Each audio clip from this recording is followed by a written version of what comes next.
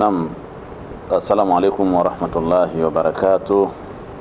Alhamdulillah. Salatu wassalamu ala rasulillah Sayyidina Muhammad sallallahu alaihi wasallam wa ba'd. Ama hakika ndugu mtazamaji na mfuatiliaji wa kipindi hichi bora kabisa, kama ndo kwanza umebahatika leo kufungulia kipindi na kutazama kipindi hichi, basi nikwambie tu kwamba ni miongoni mwa watu wenye bahati, kwa sababu kipindi ambacho unakitazama ni kipindi adhimu sana ambacho kinafuatiliwa na watu wengi zaidi. Ni mamia kwa maelfu ya watu duniani kote wanafuatilia kipindi hichi, na kuna faida kubwa ambayo umma wameanza kupata kupitia kipindi hichi hapa. Kipindi ambacho kinakwenda na anwani ya ukumbi wa dua za kibingwa. Ukumbi wa dua za kibingwa. Sehemu ya dua weka maombi ya kibingwa. Yani maana yake hapa ni sehemu maalum ambapo watu wanaweza wakapata maombi ya kibingwa au wakapata dua za kibingwa katika lugha nyingine. Lakini lengo la kusema hivi ni kwamba watu wapate sehemu ambayo wanaweza wakawa wanakimbilia mahala kwenda kutatua ya kwao ambayo yanawasumbua. Lakini pia kupitia kipindi hichi kuna taaluma, elimu. Hatutokuacha hivi hivi, bali utapata elimu ya mambo ya msingi sana ambayo kwa hakika ni muhimu kwako wewe kuyafahamu na yataweza kukusaidia sana. Nikusii tu twende pamoja nami, nifuate vizuri hatua kwa hatua ili uweze kujifunza yale mazuri ambayo nitayazungumza na ukayafanyie kazi, ukaone matokeo bora kabisa hichi ambacho ninakizungumza. Kwanza nikwambie, tupo ndani ya mwaka huu wa 2026. Huu ni mwaka mpya kabisa ambao ndo kwanza tuko ndani ya mwezi huu wa kwanza na hata haujamalizika. Na niseme mwaka huu kuna watu kadhaa ambao nitawataja, inawezekana nawe ni miongoni mwa hao, ambao ni mwaka wenu wa kutoboa, mwaka wa kutusua, mwaka ambao unaonesha dalili zote za kwamba watu watakakuwa na majina ambao nitayazungumza katika anwani ya herufi zao ambazo majina yao yanaanzia. Ni mwaka wenu ambao Mungu akipenda mtakuja kutusua na kufanikiwa kutokana na aina ya majina namna ambavyo yanavyoeleza. Vipi itakuwa? Nifuate vizuri utapata majibu hapa. Lakini pia nikwambie tu kwamba mpenzi mtazamaji na mfuatiliaji, inawezekana kabisa mahala ulipo wewe umekwisha hangaika sana na umejikuta unatafakari na kudhani kwamba hali yako haiwezi tena kukaa katika hali ya usawa. Unajua mwanadamu anahitaji afike mahala ampate mtu ambaye atamwambia utasimama tena. Mwanadamu anahitaji ifike sehemu ampate mtu ambaye atamwambia utaweza, utasimama, wewe ni mshindi na matatizo utayashinda, utavuka na utafika katika lengo ambalo linakusudia. Ndivyo ambavyo mimi na wewe tunahitaji, angalau ukifikwa na mambo, matatizo mazito, maradhi au mitihani, basi unatafuta nani ambaye atakwambia katika hali hii ya kuambia usijali, wewe ni mshindi, wewe utashinda, wewe utavuka, wewe utasimama na mambo yatakuwa vizuri kabisa. Lugha hii tunaitafuta kila mahala, ndo faraja yenyewe ambayo mwanadamu anaitaka. Sasa na lugha nzuri ya kuambia wewe kwamba usijali, utafanikiwa, utasimama, sio lugha ya maneno, bali ni lugha ya vitendo, kwamba mtu akwambie usijali kwa sababu mkononi mwake analo suluhisho lako ambalo wewe ukifuatisha unaweza kutoka hapo ulipo. Unaweza kutoka hapo ulipokwama ukanasuliwa, mkwamo wako ukaweza kuondoka. Kwa hivyo nikwambie, kipindi hichi kupitia ukumbi huu wa dua za kibingwa au maombi ya kibingwa utaweza kupata suluhisho la kujua nini ambacho unaweza ukafanya mambo yakaenda vizuri kabisa. Leo na imani ukinifuata vyema utaweza kujifunza kitu cha msingi kabisa. Nikwambie, katika anwani ya kipindi hichi ya dua za kibingwa, humu ndani utajifunza mambo mengi sana ambayo yanakuhusu wewe hapo ulipo, na mengine unaweza ukafanya mwenyewe, ukanifuatisha yale mtakuelekeza na ukayafanya na ukaona matokeo mazuri katika yale ambayo yanakusumbua. Aidha wewe ukamuelekeza mwenzio na mwenzio akaweza akafata utaratibu huo na mambo yakaenda vizuri kabisa. Katika kulieleza hili, nitaanza na kukupa dondoo katika kuelekeza utaratibu gani ambao wewe unaweza kutumia ili uweze kusaidia. Kuna mkasa mmoja, historia huu mkasa uchukulie kwako kama ni kamba ambao ukishika vizuri inaweza kukuvusha katika mto ambao wenye mashaka. Mto wa mashaka naweza kusema ichukue hii nafasi ya kufahamu Mtu wa mashaka ni matatizo ambayo uko nayo, maradhi au mitihani magumu na mazonge ambayo yaliweza kukufunga we. Basi ichukue hii kama ni mtu wa mashaka. Huu mtu wa mashaka, mkasa ambao nitaanza nao kwako, basi ni kamba ambayo ukishika vizuri utavuka hapo na kuelekea katika nyumba ya ahadi, sehemu ya matokeo bora ambao unaweza ukapata, na hasa katika mwaka huu mpya, ili maisha katika mwaka huu yawe maisha yaliokuwa bora kabisa. Langu jina, kabla sija kuingia katika sehemu hiyo, ufahamu ni Dr. Sheikh Sabbas El-Kubra. Dr. Sheikh Sabbas El-Kubra ambaye napatikana Mbagala, Dar es Salaam, Mbagala wilaya ya Temeke, Mbagala Zakiem, hapa tunasema ni Kizuiani, Mbagala Kizuiani, lakini pia tunapatikana pia Mbagala Mali Asili. Sehemu zote tunapatikana, kuna ofisi zetu huko.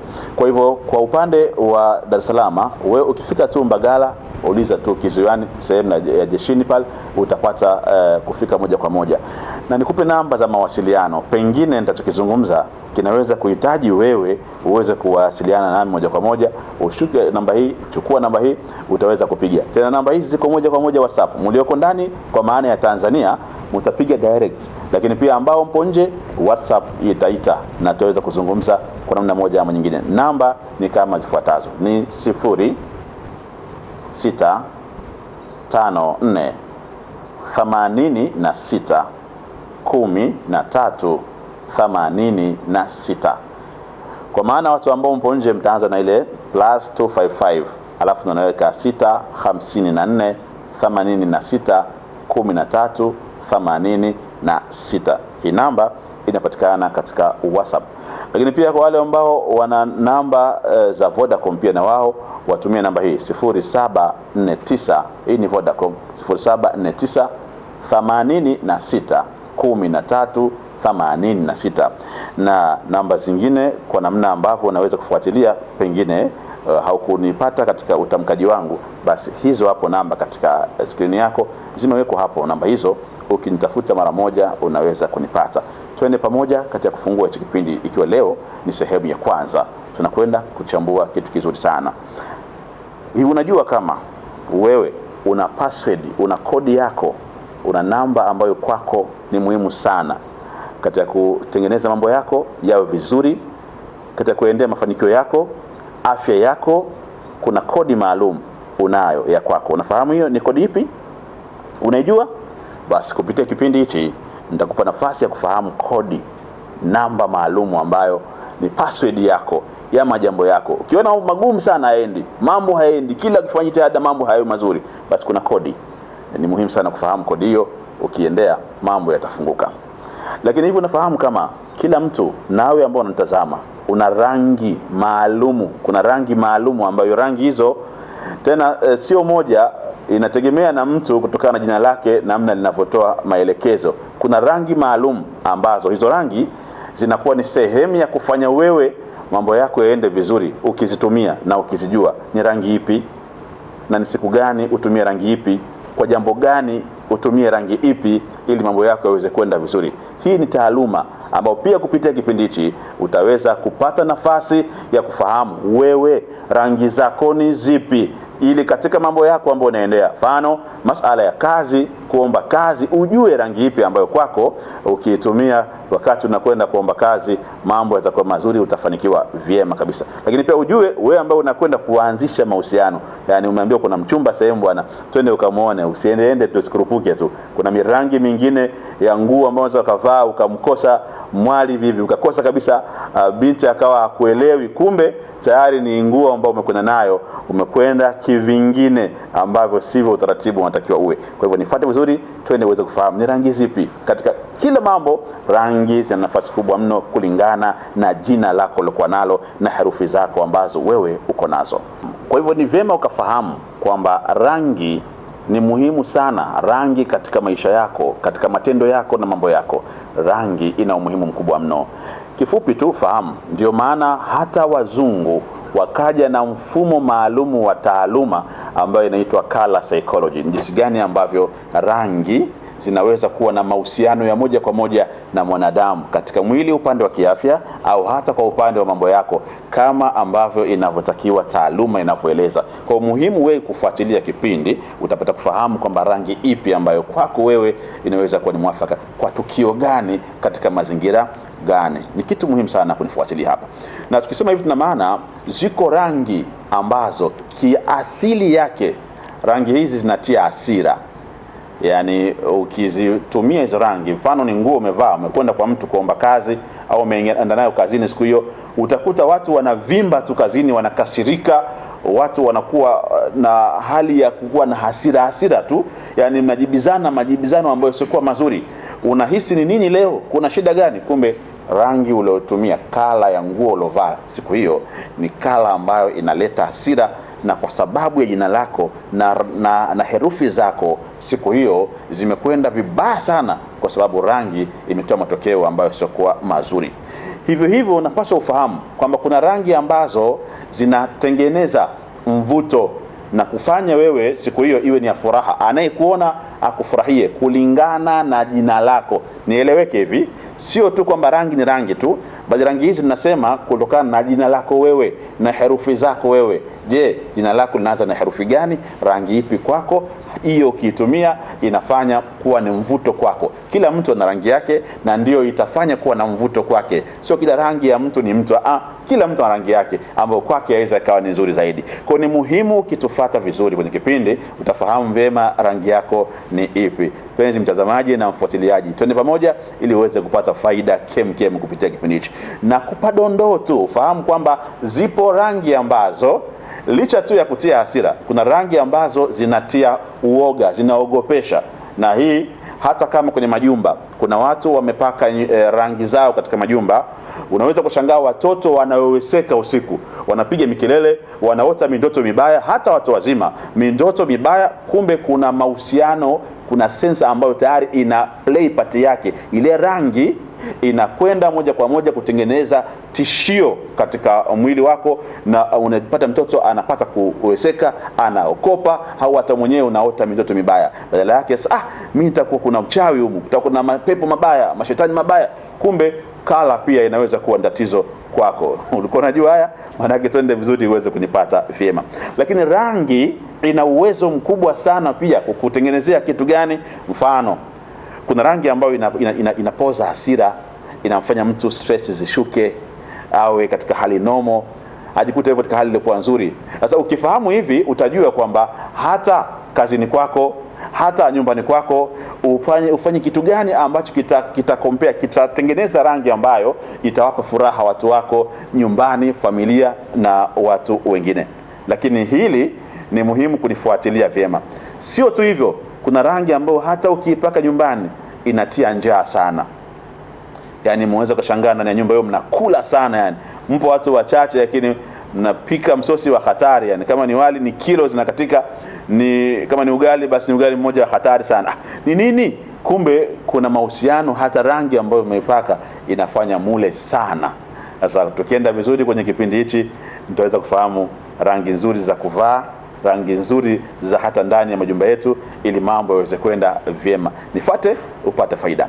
Lakini tunaendelea pia nikupe nafasi ya kufahamu vizuri jambo lingine ambalo ningependa ufahamu kupitia kipindi chetu. Nitataka ufahamu namna ambavyo herufi zinavyoweza kutenda kazi. Herufi ndugu zangu ni muhimu sana ukafahamu. Hata haya majina ambayo sisi tunapeana majina, unazaa mwanao, unampa jina, mwanangu anaitwa fulani. Lile jina ambalo unampa mwanao usifanye maskhara. Ile ni foundation, ni msingi mkuu ambao unatengeneza baadaye jengo, makuta za jengo ambalo unajenga la huyo mwanao. Kwa maana jina la mwanao au majina yetu sisi ni foundation, ni msingi maalumu, msingi ambao mambo yetu yatapita hapo. Sasa endapo utakuwa makini ukampa mwanao jina zuri, jina ambalo litaendana na zile herufi zake, zikawa ni herufi za mafanikio, huyu mtu atakwenda vizuri na mambo yatakuwa bamba. Mtasema mwanangu huyu mashallah. Ni kwa nini? Ni kwa sababu majina yetu yanajengwa na herufi ambazo zina sifa kuu mbili. Moja ni salbia, na sifa ya pili ni ijabia. Salbia maana yake ni herufi ambazo zinakuwa zinavuta mambo mabaya. Ndio unampata mtu mambo yake magumu. Yeye ni mtu ambaye akiahidiwa ahadi hazitimii. Ni mtu ambaye kila anachofanya hakina mwisho mzuri. Anaanza vizuri, mwisho ni balaa tu. Ikiwa ni biashara, anaanza vizuri, balaa linakuja baadaye. Yani yeye anakuwa katika kila majambo yake mambo hayaendi vizuri upande wake. Hii ni ishara ya kwamba huyu mtu ana tatizo, pengine linaanzia kwenye mfumo wa jina ambalo alipewa na wazazi wake. Aina ya herufi iliyoanzia ni herufi gani na kwake ikoje? Sasa tutakuja kuchambua taratibu katika hatua ya vipindi vyetu vinavyoendelea, kuona herufi A ikoje, herufi B ikoje, namna gani watu wote ambao majina yao yanaanza na herufi ya A yana nini, yana kitu gani, au herufi B au herufi D au herufi C, jumla ya herufi zote zile ambazo tutazigusa, ili wewe ambao utakuwa una deal na herufi hizo, jina lako lina herufi hizo, ukae mkao mzuri, ujue nini ufanye, una nafasi gani, una matokeo gani mazuri ambao utayapata na kwa nini hauyapati. Utajua kwamba kuna changamoto tayari zimeingia, na hapa tutakupa utaratibu wa kufumbua kifungo hichi ambacho utakuwa umefunika nacho. Kwa hivyo ili kufahamu haya, naomba sasa nikueleze huu mkasa, kisa hichi ambacho ni muhimu kwako. Nilisema ni kamba itakuvusha wewe katika mafanikio. Ndio utapata kufahamu siri za haya ninayozungumza, mambo haya matatu: namba kwa maana ya kodi, utapata kufahamu kuhusu herufi, utapata kufahamu kuhusiana na masuala mazima ya rangi, jinsi gani kwako vinatenda utendaji wa ajabu ambao ukivijua na ukifuatisha mambo yako yatakuwa mazuri kabisa. Twende pamoja, nisikilize mkasa huu. Mkasa ambao nakuletea kwako ni tukio kubwa sana, tukio ambalo lilitokea wakati wa Nabii Musa, ambao wengine humuita kama Moses. Nabii Musa alayhi salam, kwa Waislamu wana itikadi kwamba ni Nabii Musa alayhi salam, Musa mtoto wa Imran. Musa huyu wakati wake kulitokea tukio la ajabu sana. Tukio hili nataka nawe ulisikilize, uone linavyoshare katika maisha yako. Tukio lilianza kama ifuatavyo. Miongoni mwa watu wake Musa kulikuwa na makabila mbalimbali. Tunasema waqa al-qatlu baina afrad al-qabila. Tarehe ikasema kulitokea tukio la mauaji baina ya makabila yaliyoko wakati huo. Moja ya kabila lilimpoteza mpendwa wao, yani aliuawa mtu katika kabila moja, lakini yule muuaji aliua kwa siri, ikawa hakufahamika ni nani aliyeua. Nataka unisikize mkasa huu, uone kazi ya rangi, kazi ya namba, kazi ya herufi zako katika maisha yako, na hii ndio kamba ambayo itakuvusha katika matatizo uliokuwa nayo. Sasa huyu muuaji ameua kwa siri, ikawa watu wanahangaika pa nani aliua, hawajui aliua ni nani. Yakaanza malumbano baina ya wakuu wa makabila, mapambano yakaanza, vuta ni kuvute, kila mmoja anamtuhumu mwingine, wewe itakuwa ndio umeua, au nyie itakuwa ndio umemua, kabila lendo limemua huyu. Ikawa watu ni tafurani, ni mavutano, ni migogoro ya hali ya juu sana, mpaka mmoja miongoni mwao likamjia wazo, akatoa fikra, akawaambia, jamani, hebu sikilizeni, sisi hapa tunaye mtu ambaye anafahamika kama Musa. Huyu Musa amekuwa akimtangaza Mungu wake muda wote, anasema yeye ana Mungu, Mungu ambaye ni uwezo, wenye kuweza, usowezwa wala kuwezeshwa, Mungu ambaye anaweza na hashindwi chochote, anajua lolote, hakuna kinachomficha kwake chochote. Ikiwa Musa ametangaza haya na amekuwa akizungumza hivyo mara zote, twendeni kwake yeye Musa, tumwambie, Musa, ukienda kuzungumza na Mungu wako huyo, utuambilie, atueleze ni nani aliyeua huyu marehemu amboluawa. Maana yake imekuwa tafurani, ni shida, hatujui nani aliyeua. Mungu kwa kuwa yeye Mungu wake Musa anatangaza kwamba hafichwi na kitu, maana yake Mungu atakuwa anajua nani aliyeua. Kwa hivyo fadhahabu ilayhi, wakaondoka wakenda mpaka kwa Musa alayhi salam. Walipofika kwa huyu Musa, fatalabu minhu, wakamuomba Musa an yad'u Allah subhanahu, amuombe Mungu wake Musa, liyadullahum alqatil, ili aweze kuwajulisha ala alqatili, ni nani aliyeua. Wakaenda kumwambia Musa, Musa, tumekuja tunaomba utueleze, katika sisi kuna mmoja kafanya uhalifu, kamuua mwenzake, lakini wao imekuwa ni siri, haijulikani nani ambaye aliua. Tueleze, nenda kwa Mola wako umwambie atuambie ni nani aliyeua. Sasa Musa kama kawaida akapokea haya maagizo, akenda kusema na Mungu. Kwa Waislamu, Musa ana anwani inasema ni Kalimullah. Kalimullah maana yake ni msemezanaji wa Mungu. Yani kwa wenzetu si na wao ni hivyo hivyo, kwamba Musa alikuwa na nafasi ya kusema na Mungu. Sawa Sasa wakati Musa amekwenda kuzungumza na Mungu, akafikisha message, ujumbe, Mungu bwana, kuna jamaa wameuana huko, wanataka wajue nani aliyeua. Tazama sasa ndugu yangu, ili ujifunze kitu hapa. Wakati wanasubiri majibu ya Musa, kichwani mwao au vichwani mwao walikuwa tayari wana mentality yao inawaambia kwamba majibu, aina ya majibu ambayo yatakuja kutoka kwa Musa yatakuja hivi. Mungu atamwambia Musa, katika wao aliyeua ni fulani. Mungu atamtaja mpaka jina lake, ataeleza mpaka namna alivyo, kwa sababu Mungu ndio aloumba hawa watu na anawajua wote. Kwa hivyo walikaa wakijua kwa majibu ya Musa kwa Mungu, Mungu atamtaja huyo mtu ambaye wao wanataka wajue aliyefanya tendo hilo ni nani. Sikiza vizuri hapa. Sasa majibu ya Musa, Qur'ani ikaripoti ikasema hivi, wa idh qala Musa liqaumihi, kumbuka wakati Musa alipotoa majibu kuambia watu wake, majibu ya swali ya maombi ambao wao walimuomba kuhusu Mungu awaeleze nani aliyeua. Majibu haya Musa aliwaambia hivi, inna Allaha ya'murukum an tadhbahu baqaratan. Angalia majibu haya, wao wanataka wajue nani kaua, alafu Musa anawaletea majibu kutoka kwa Mungu, eti Mungu anasema chinjeni ng'ombe. Hao jamaa wakashangaa, sisi tunaamini wewe Musa umesema Mungu wako anajua, anaona na hakimfichi kitu. Tulitarajia kwamba utatuambia Mungu kasema aloua ni fulani, ni Hamisi, ni Juma, ni Joni, ni nani. Alafu mbona sasa majibu ambayo yanakuja eti Mungu anasema chinjeni ng'ombe? Jamaa walikasirika sana, wakamaindi sana, na wakamaindi Musa kwa sababu wana hasira, alafu Musa anawaletea majibu yasiyokuwa wao wanayataka. Sikiliza wakasemaje, atatakhidhuna, qalu atatakhidhuna huzwa. Wakasema, Musa unatuletea mambo gani ya kipuuzi haya? Unazungumza nini? Mbona unaleta upuuzi? Tumekuambia utuambie Mungu atuambie ni nani kaua. Unatuambia hapo Mungu anasema chinjeni ng'ombe. Tuchinje ng'ombe ili iweje? Ndio nini sasa? Ina maana Mungu ameshindwa kujua huyo mtu? Hapa kuna somo zuri nataka ulipate ndugu yangu. Sentensi hii tu kwanza ifanye kazi. Iko hivi, kwamba kuna baadhi ya matendo, kuna baadhi ya majibu ambao wewe unatakiwa ujibiwe. Sio kila majibu yatakuja direct.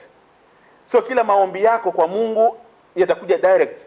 Inawezekana majibu yako, matokeo ya mafanikio yako yakaja indirect, kwamba usipate vile unavyotaka, lakini Mungu anaweza akaleta kupitia mtu fulani, kupitia kitu fulani, wewe ukaona yale ambayo ulikuwa unatamani Mungu akuoneshe. Musa anakosa kuja na jibu la kusema Mungu amesema ni fulani, lakini Musa anatumwa na Mungu kwamba nenda kawaambie wachinje ng'ombe. Jamaa wakaona haya, twende tukachinje ng'ombe.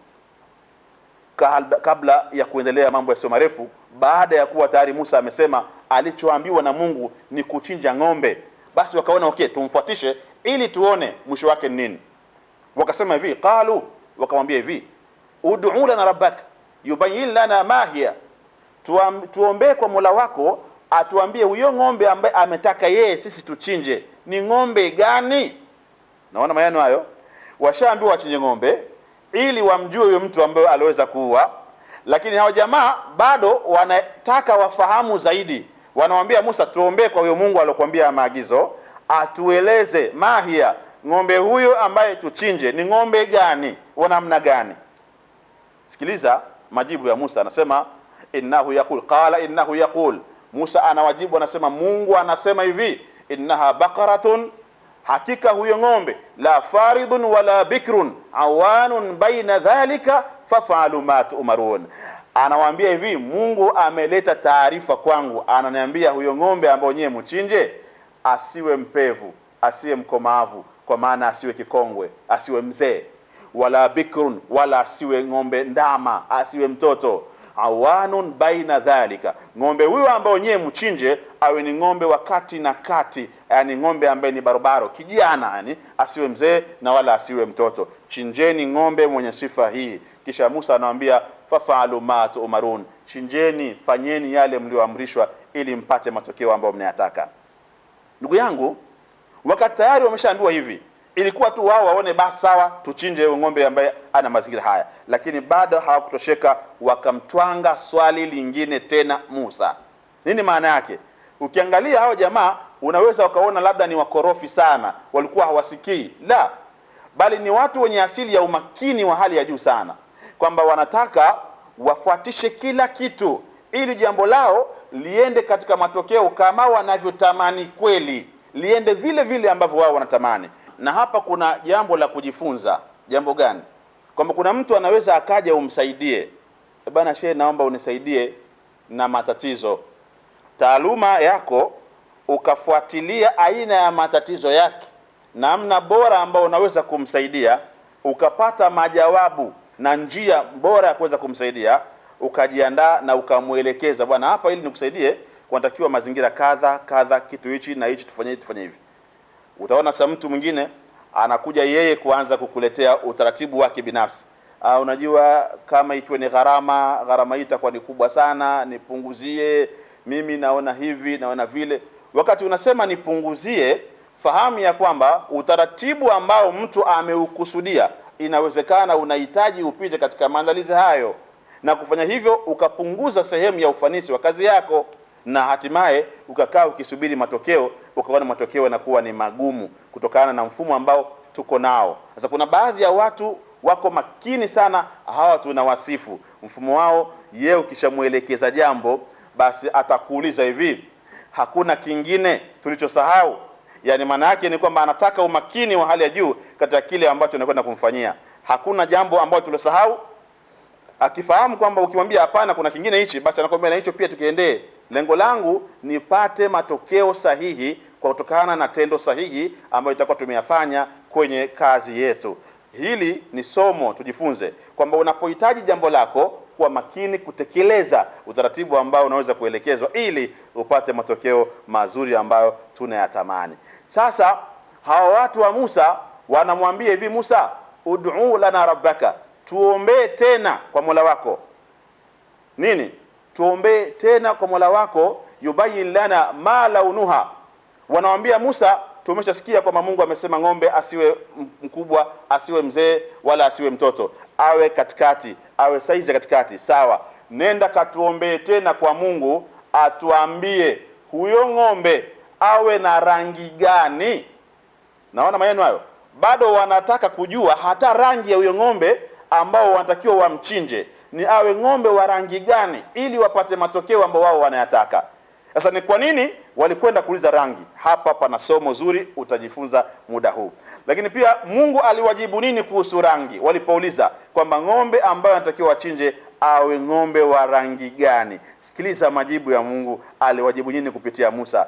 Qala, Musa akasema, innahu yaqul, hakika Mungu anasema, innaha baqaratun safra, kwamba huyo ng'ombe ambao nyinyi mwatakiwa kumchinja awe ni ng'ombe mwenye rangi ya manjano, awe ni ng'ombe wa rangi ya njano. Ishike hapa sentence, piga mstari hapa, awe ni ng'ombe wa rangi ya njano. Ni kwa nini Mungu hakusema awe ni ng'ombe mweusi? Ni kwa nini Mungu hakusema kumwambia Musa awe ni ng'ombe mwekundu au mweupe au wa blue? Mungu alipointi katika majibu ambayo Musa anawapa wa jamaa kwamba ng'ombe ambaye achinjwe awe ni ng'ombe mwenye rangi ya njano. Ni kwa nini njano? Kwa nini njano? Hapa kuna jambo kubwa ambalo tuliweke sawa sawa.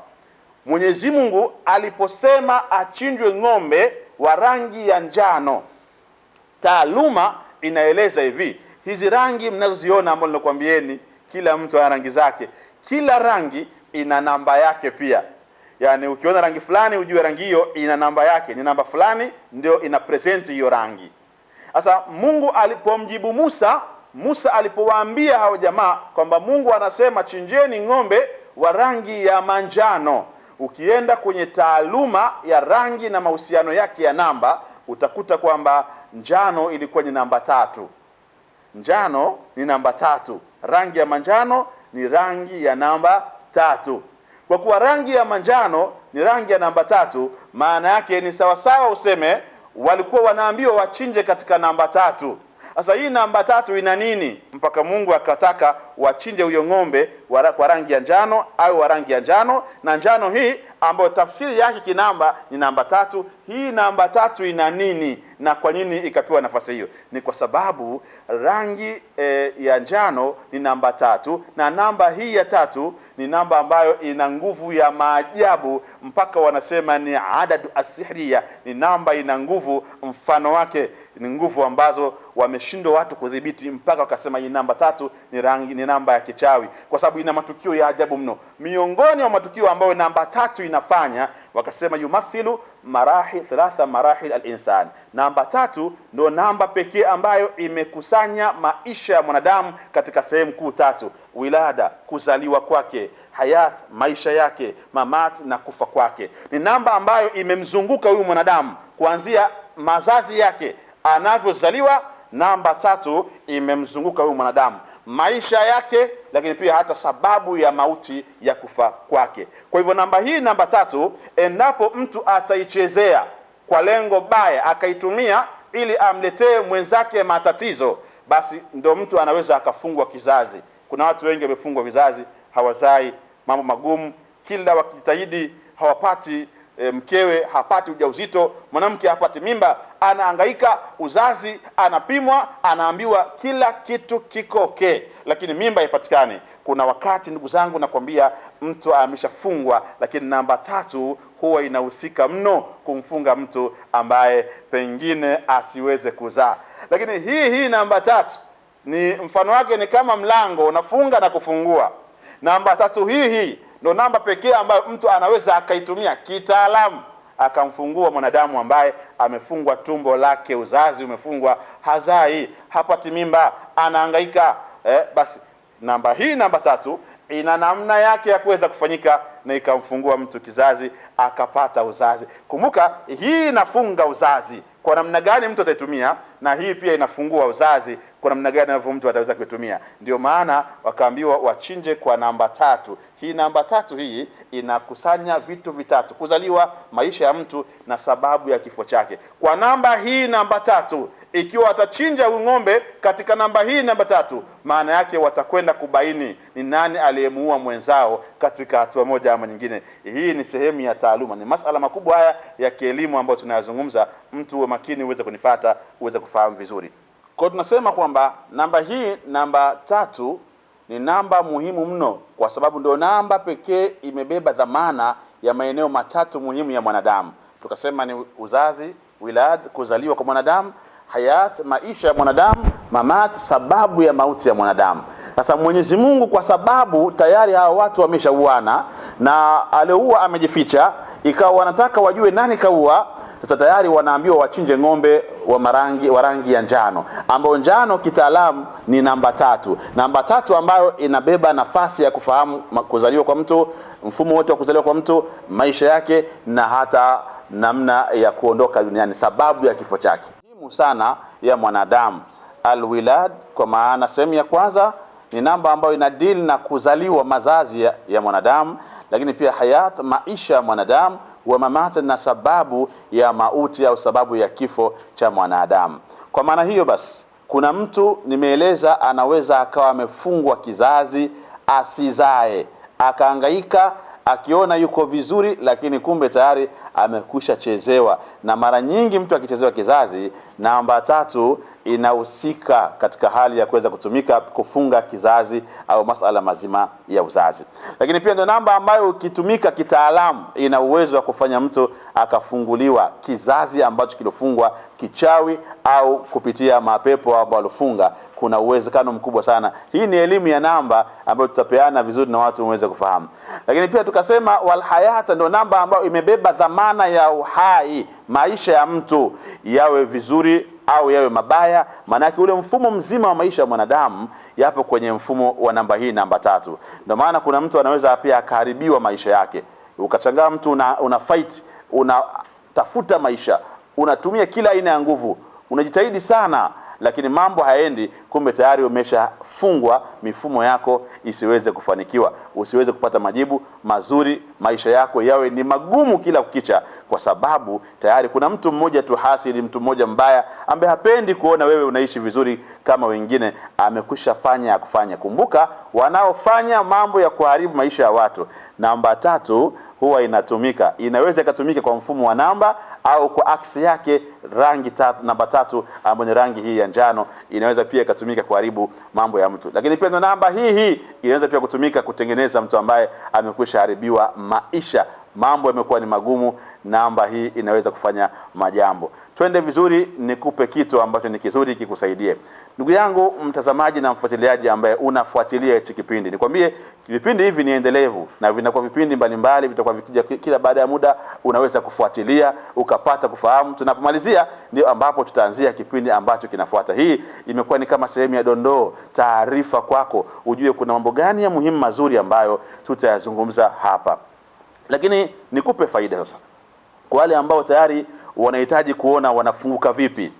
Nitataja namba na nitataja pia herufi za watu 13, ambapo hao watu watajijua wenyewe majina yao yanaanza na herufi gani.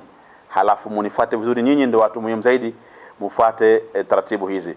Kuna mtu ambaye nitaanza na mtu ambaye ana herufi, jina lake linaanza na herufi ya N. N.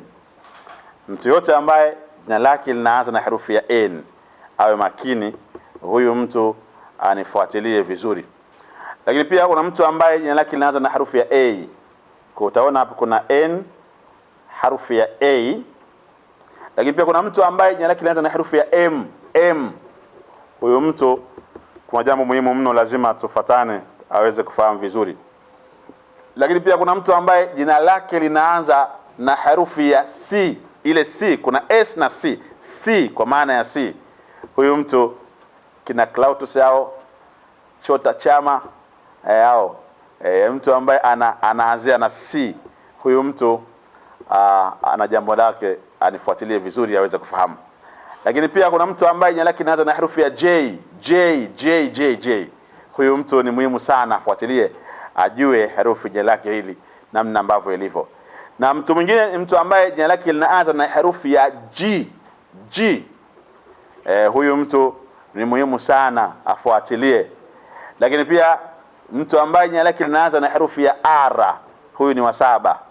R, afuatilie, ni jambo muhimu sana kwake, herufi yake hii ina mambo makubwa kwake, anaweza akafahamu. Lakini pia mtu ambaye jina lake linaanza na herufi sasa ya S. S, pia afuatilie, ni muhimu sana kwake katika uchambuzi wa harufi hizi. Jambo lingine, mtu ambaye jina lake linaanza na herufi ya P, kina Pius hawa, kina Peter hawa na wengineo, hawa wanatakiwa nifuate vizuri na ujumbe wao na jambo lao ambalo kimsingi wanaweza wakafahamu nini ambacho kiko mbele yao. Lakini pia kuna mtu ambaye jina lake linaanza na herufi ya Y. Y, Y. Huyu anatakiwa pia nifuatilie vizuri na ujumbe wake, mambo yatakwenda vizuri. Haya ni majina 10. Matatu ambayo pia yalosalia ni mtu ambaye jina lake linaanza na herufi ya U. U. Na mwingine mtu ambaye jina lake linaanza na herufi ya D. Na wa mwisho ni jina ambalo linaanza na herufi ya W. Hawa watu hawa Wema na mwingineo, nina ujumbe wenu ambao kimsingi zaidi ni ujumbe muhimu sana. Na hizi herufi za majina yenu napaswa muangalie herufi hii ya mwanzo ambayo nitakayozungumza. Je, jina lako herufi hii imejirudia mara ngapi? Iko moja peke yake, au imejirudia mara 2 au mara 3, au ina idadi ipi ambayo imejirudia herufi hiyo? Hapo muwe makini sana. Mfano, ukisema Amina, utaona kabisa kwamba kuna A iko mwanzo, lakini pia mwisho kwenye N kuna A. Amina. utapata kuona ni jina lako ambalo limekuja herufi ya A imejirudia mara 2 ndani yake. Huyu mtu tafsiri yake ni tofauti na mtu ambaye jina lake lina A moja, na kwa sababu kuna utendaji mkubwa wa mambo hapo ambapo ningependa tuende vizuri. Lakini kuna mtu mwingine jina lake herufi ya mwanzo imejirudia mara 3 mpaka mara 4.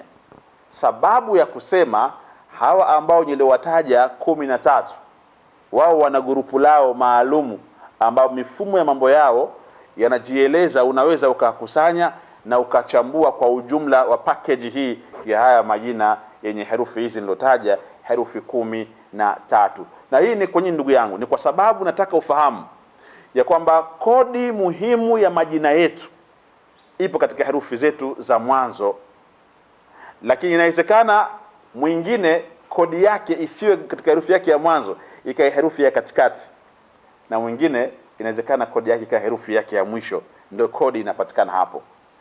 Almuhimu kwamba ni muhimu sana kuchunguza herufi moja baada ya nyingine ili kuweza kujua huyu mtu kodi yake iko sehemu gani, mambo yake yanahitajika nini na nini, na ni kitu gani na kitu gani na kitu gani. Nimetaja majina haya yenye yanaanza na herufi 13 kwa lengo la kuchambua majina haya, watu waweze kufahamu, je, wenye asili ya majina haya wakoje. Kwanza naanza hivi, kila mmoja achunguze wenye majina haya niliyoyataja wana kila sababu ya kuwa na maisha mazuri. Wana kila sababu ya kuwa na maisha mazuri, kwa sababu herufi zao za majina zipo kwenye grupu ya ijabia. Ijabia maana yake ni herufi ambazo zinavuta mambo yote mazuri, mambo mazuri, mafanikio, nuru. Kwa hiyo watu wenye majina haya itashangazwa sana kuwakuta wana hali ngumu. Lakini inawezekana hapo mtu mmoja anaanza jina lake linaanza hivyo, afu anasema, "Shehe, mimi mbona na hali ngumu? Na mimi mbona nina jina hilo hapo?" Nisikilize, hali yako ngumu imetokana na nini? Najua kuna watu wanaishi nje ya sura zao. Yaani hata sura yako ulikuwa nayo tu unaweza kuwa sura uko nayo, kumbe sura yako hiyo ni sura ambayo kihalisia unaishi na sura ya babu. Kwa sababu gani? Hauna fedha. Ukitaka ujue kama sura wakati mwingine sio ya kwako, pata fedha. Sura hiyo hiyo utaiona inakuwa sura nyingine, mpaka pua lako lilikuwa nene, unashangaa, muona kumbe mimi na pua langu lilebamba ni refu. Pua limechomoka kwa sababu mzigo upo. Mambo yakiwa yapo vizuri, kila kitu kina change na mtu anabadilika. Ndio maana tunasema kuna watu wanaishi na sura za babu zao, sura za bibi zao, lakini sio sura zao halisia, kwa sababu ya hali ya ugumu wa maisha. Maisha yakifunguka, sura zetu zinarudi katika hali kwa bora. Kwa hivyo kuna watu wanaishi maisha yasiyokuwa ya kwao. Yaani wewe unaishi maisha magumu, lakini reality yako wewe, mfumo halisi wa maisha yako, jina lako linasema wewe ni mtu wa mafanikio, wewe ni mtu wa maisha mazuri. Kwa nini why upo katika hali kama hiyo? Ndio hapo sasa utakuta jawabu utalipata kwamba kuna wakati tunaishi maisha ya kwetu kutokana na watu wabaya, watu ambao tunaishi nao katika maisha. Hawa watu ambao nilotaja alfabeti zao za majina yao, herufi zao za mwanzo nilotaja, ifahamike hivi, hawa watu wote nilotaja kwa mujibu wa herufi zao, hawa watu wana tafsiri ifuatayo kwenye upande wa maisha. Ni watu ambao wanatakiwa wawe na bahati, wana bahati sana. Wana bahati sana. Tena wana uwezo wa kufanya jambo hiyo ni biashara, na biashara ikafaulu sana. Wakianza jambo lao litakwenda vizuri sana na watapata matokeo mazuri mno. Lakini kwa nini pengine wengine wanasema mbona mambo yangu ni magumu? Ni kwa sababu pia ni hawa watu inaonekana kabisa kuna sabqul balat, kuna kama vile msukumo ambao unaweza kuwafuata watu hawa wakawa wanaandamwa sana kwanza na fitna. Ni watu ambao pia wanaongoza kuandamwa na fitna sana. Watakuwa wanafuatwa na fitna mno, kwa sababu asili ya nyota zao au asili ya majina yao, msingi wa maisha yao ni nuru, ni mafanikio, ni kila jambo ambalo lilokuwa zuri. Na katika hilo tumeshaambiwa kila chenye neema ni chenye kuhusudiwa. Kwa ndio nakuta mtu asipokuwa na ulinzi wa Mungu, asipokuwa na ulinzi sawa sawa, tayari anajikuta anaishi maisha sio yake. Watu wabaya wanaingia kati, wanageuza chini juu, juu chini, anajikuta mtu kila anachokifanya hakiendi, kumbe tayari washachokonoa watu mambo yanakuwa haendi vizuri. Sasa hii ni hatari sana. Watu wa majina haya ambao anaanza na herufi hizi ni washindi. Mara nyingi hata wakiwa wanakwenda kwenye jambo lao, kwanza huwa hakubali kushindwa. Watu wa majina haya huwa hawaamini kwenye kushindwa, wana struggle sana na wanajipa nguvu. Huwa na watu ambao wana nguvu ya kuamini kwamba mimi nitafanikiwa, mimi naweza. Utakuta mtu ambaye hakati tamaa katika watu wenye herufi hizi ambazo nimezungumza. Kwa nini? Kwa sababu tayari ni herufi zinaonesha wao ni mafighter, ni watu ambao wanatakiwa watoboe maisha, wafanikiwe katika hali moja ama nyingine. Lakini katika jambo lingine ambalo linashangaza kwa watu ambao ndio wataja, fuatilieni vizuri, ni watu ambao katika upande wa mahusiano huwa ni wagumu sana kupenda, lakini huwa wakipenda wanapenda sana. Yani katika maajabu tumefuatilia hizi herufi hizi, ni watu ambao unakuta hata kabla ya kuingia kwenye mahusiano anaweza akachelewa kuingia, lakini akiingia usimvuruge. Wanawake hawa kina Amina hawa, kina Amina huaga ni watu ambao akiingia anaingia mazima, kichwa, miguu na kila kitu. Na akikwambia kitu basi amini, kwa sababu tayari asilimia kubwa wanakuwa wana asili ya kuchelewa kufanya maamuzi, lakini wakiamua wanakuwa wanaingia moja kwa moja katika hali iliyokuwa bora sana. Lakini Mungu akipenda, nikupe nafasi ya kuaga na kuandaa kwa kipindi ambacho kinakuja. Nimepita tu juu kuzungumza hizo herufi, lakini sasa nitakuja katika uchambuzi uliokuwa mzuri kabisa herufi hizo moja baada ya nyingine. Nitaanza na hizi 13. Wenye herufi zingine T na zinginezo huko mnisubirie, sababu kuna watu wengine hapa tayari mimi na herufi T. Hapana, nimeona katika SMS za kipindi kilichopita, nimeona watu wakinifuata sana, mimi na herufi fulani, je ikoje? Vumilieni, nitakuja huko. Na wengine wakatoa wazo wakasema, unaonaje shehe, basi tufanyie kitu kimoja, sisi tuje inbox tuwekee japo angalau chaji maalum. Sisi tuje inbox ili nilete jina langu kwako, unifafanulie, unichambulie kuanzia herufi yangu moja baada ya nyingine, mambo yangu yote, namba yangu nijue ni ipi, lakini pia nijue mifumo mizima ya rangi zangu ni zipi, nijue nikitaka jambo langu nafanyaje, nijue pia herufi zangu zikoje, nijue kila aina ya jambo langu, nifahamu kwa nafasi yangu mimi mwenyewe. Nije inbox unifafanulie na unichambulie kujua tutaanza vipi. Nikamwambia jamani, hii kazi ni ngumu, kwa sababu kuchambua haya mambo kwa utaratibu huu, fahamu ya kwamba inahitaji time. Lazima wakati mwingine jina moja la mtu mmoja ukitaka uchambue hasa kila kitu chake, yani kila mifumo yake ya wiki, mzunguko wake wa mwezi, na kila jambo lake, rangi yake, mifumo yake, lakini pia hata kazi. Kuna watu mna majina yenu humu unahangaika na kazi fulani, kumbe kwa mujibu wa jina lako kazi yako sio hiyo ambao wewe unahangaikia. Indakutesa mno, unaweza kuteseka sana, ukajikuta ni mtu ambaye hauna furaha kazini, unafanya kazi lakini haupati matokeo mazuri, mafanikio huyaoni. Kazi unafanya, kumbe jina lako liko linaeleza tofauti kabisa na kazi ambayo wewe unatakiwa ufanye. Na kuna watu mmeajiriwa, kazi ni ngumu kwako, matokeo ni magumu kwako, kumbe jina lako halihitaji wewe ukae chini ya mtu. Yani mfumo jina lako halitaki wewe uwe ni muajiriwa, uwe ujuu kuna mtu wako. La, jina lako lilivyo, pengine natakiwa kazi yako wewe ndio top, kwa maana ni bora ufanye biashara ambapo tayari biashara hiyo ukontrol wewe mwenyewe, au kama ni kampuni basi iwe kampuni hiyo wewe ndio top,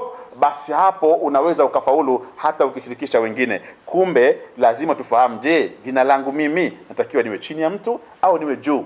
Lazima ujue uwe chini au uwe juu ili mambo yako yaweze kufanikiwa. Ni taaluma hapa ndio nitachambua katika mazingira haya. Sasa watu wakaomba, unaonaje shehe, ni bora utufafanulie sisi kila mtu kwenye lake, aje inbox atakavyoweza, umuelekeze itakavyowezekana. Nikamwambia jamani, sikizeni, muda wa kukaa chini kufuatilia jambo moja baada ya lingine inaweza kuchukua hata masaa 3. Mtu anakuwa anafuatilia kitu kimoja baada ya kingine, inachukua muda. Na lazima tuelewe, kanuni inasema intushghilin nasa tagharam thamana. Ukimshughulisha mtu kwa jambo lako wewe, utagharamia thamani ya muda wake ambao yeye atautumia. Kwa sababu nikisema nikae nafuatilia kwa muda wa masaa 2, masaa 3, jina lako kulipanga vizuri kila kitu chako kisha nikuelekeze nikupatie, maana yake lazima muda wangu utaugharamikia. Je, itakuwaje? Wazwasashe tuko tayari, wewe utasema tu kiasi gani, si tutafanya. Lakini vizuri ni mtu akijua mambo yake yanakwendaje, utaratibu wake ukoje. Natamani kufahamu hivyo. Nasema kwamba kwa watu ambao watakuwa wanahitaji hayo, namba ya simu ni hii, mtanicheki ikiwa mpo nje, ikiwa mpo Tanzania, popote, na moja kwa moja nitakupa utaratibu mzuri. Nitapanga mambo yako yote A to Z, kisha nitakuelekeza. Kama uko Tanzania unaweza kufika, nitakuprintia nikupatie mfumo mzima halisi, na kama uko mbali nitatumia kwa PDF. Mara moja tutafanya PDF, tutakutumia mzigo mzima, yani ile ramani yako yote, ramani yako, ujue ramani yako ikoje, kuanzia mifumo yako yote utaiona katika mazingira haya. Lakini fahamu kwamba hapa intushghili nasa tagharam thamana, ukimshughulisha mtu kwa lako utagharamia thamani ya muda wake ambao yeye atautumia. Maana yake katika hili ukija hivi, fahamu kuna ada maalum ambayo lazima utahitaji uweze kutoa ili mradi tuweze kwenda vizuri. Ni ada gani hiyo? Utapopiga simu au ukituma SMS utaelekezwa nini cha kufanya popote pale ulipo ili mambo yaweze kwenda vizuri. Nikwambie tu kwamba mwisho wa kipindi hichi ndio mwanzo wa kipindi kijacho. Tunakomea hapa leo, lakini tutapoanza kipindi kijacho tutaanza kuingia rasmi kwenye uchambuzi wa kina. Katika haya ujue wewe kazi yako unafanya ndio sahihi. Kuna mtu hapa anavua, anahangaika kwenye uvuvi, kumbe jina lake hataki uvue. Nataka wewe kazi zako ziko nchi kavu, sio majini. Lazima ujue jina lako je ni la huko. Na kuna mtu anahangaika na kazi fulani, kumbe kazi hiyo sio. Njoo huku utafanikiwa na utaona maajabu, mambo yanakwenda vizuri. Tukutane kipindi kijacho, nipo kwa ajili ya kuweza kukuelekeza haya. Nifuate vizuri, Dr. Sabbas El Kubra. Namba za simu za kuweza kunifuata inbox, njoo katika namba zifuatazo: 0654 86 13 86. Namba hizi ukinitafuta tu kwa WhatsApp utanipata. Na naomba msitume message kwenye njia ya kawaida. Mkituma SMS kwa njia ya kawaida, wakati mwingine ni tabu kuweza kujibu sababu zinakuwa nyingi mno. Simu yangu hapa ukiangalia inakuwa na SMS kibao. Na pia ukiona umenitafuta, umenipigia simu sijakujibu kwa wakati, vumilia sababu simu zinakuwa ziko busy pia, zinaita sana. Naomba mpaka dakika ninazungumza watu waliokuja na wazo hili tayari washafika watu 18 ambao waliomba wafanywe utaratibu wao huu. Sasa watu 18, angalia kwa siku moja ukijitahidi mno, labda uweze kuchambua utaratibu wa watu, kila mtu jina lake, namba yake, herufi yake, rangi yake. Ukichambua vizuri, pengine sana utadili na watu 5 tu kwa siku kutokana na muda wao, ili wapatie kitu ambacho ni sahihi kwao. Kwa hivyo kimsingi, nawe kama unahitaji hivyo, piga simu sasa na tuma voice, jieleze uko wapi, nani unatakaje, upewe utaratibu. Sema naomba utaratibu wa kufuatiliwa jina langu katika mambo yangu. Ikiwa unataka hivyo, tutakwenda sawa. Lakini vinginevyo, kipindi kijacho tutaanza kuchambua moja moja, lakini haitokuwa kwa upana huo ambao tunafikiria, sababu vipindi vina muda maalum.